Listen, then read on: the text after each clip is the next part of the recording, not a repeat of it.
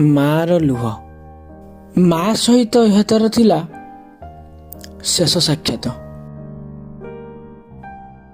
ଗୋଟିଏ ମାଆର କୋହଭରା କଥା ଆଗରେ ଗୋଟେ ପୁଅର ନିୟମ ବନ୍ଧା ପଡ଼ିଯାଇଛି। ସେତେବେଳେ ଏଇ କଥାର ମର୍ମ ସେ ବୁଝିନଥିଲା।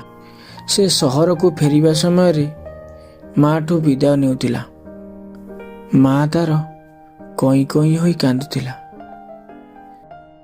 ସେମିତି କାନ୍ଦୁଥିଲା। କେବେ ବି ତ ମା ଏତେ କାନ୍ଦିନି। ସେ ଆଶ୍ଚର୍ଯ୍ୟ ହେଉଥିଲା। ସେ କିଛି ବୁଝିପାରିଲା ନାହିଁ। କିନ୍ତୁ ସେ ପକେଟରୁ ବାହାର କରି ମା ଆଖିରୁ ବହି ଆସୁଥିବା ଲୁହତକ ପୋଛିଦେଲା। ରୁମାଲଟି ଲୁହରେ ସମ୍ପୂର୍ଣ୍ଣ ଓଦା ହୋଇଥିଲା। ମା ତେବେ ବି କାନ୍ଦି ଚାଲିଥିଲା।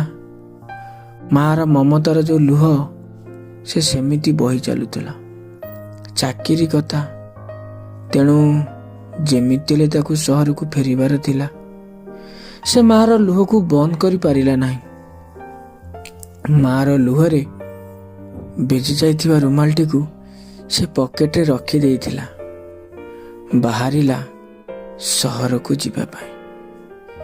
ସହରରେ ପହଞ୍ଚିବା କ୍ଷଣି ସେ ତା ମାଆର ମୃତ୍ୟୁ ଖବର ଶୁଣିଲା।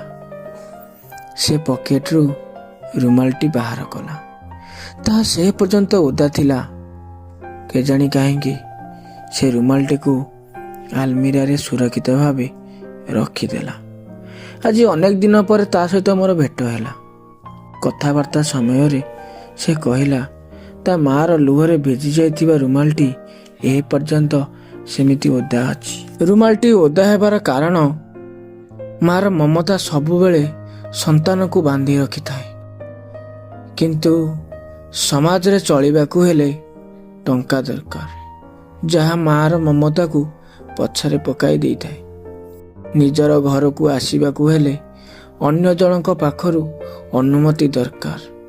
ଜୀବନର ନିୟମ ଆଗରେ ମାଆର ମମତା ଅଟକେଇ ପାରିଲା ନାହିଁ। ହୁଏତ ସେ ଯଦି ସେଦିନ ଘରୁ ନ ଆସିଥାନ୍ତା, ତାହେଲେ ତା ମା ଆଖିର ଲୁହକୁ ବୁଝି ପାରିଥାନ୍ତା। ମାଆର ଲୁହ ଏକ କୋହଭରା ହୋଇ ରହିଥାଏ। ସେହି ଲୁହ କେବେ ଶୁଖି ନାହିଁ। ସେ ତ ଛାଡ଼, ରୁମାଲ ଶୁଖିବ କେମିତି? ମା ଆଖିରେ ଲୁହ।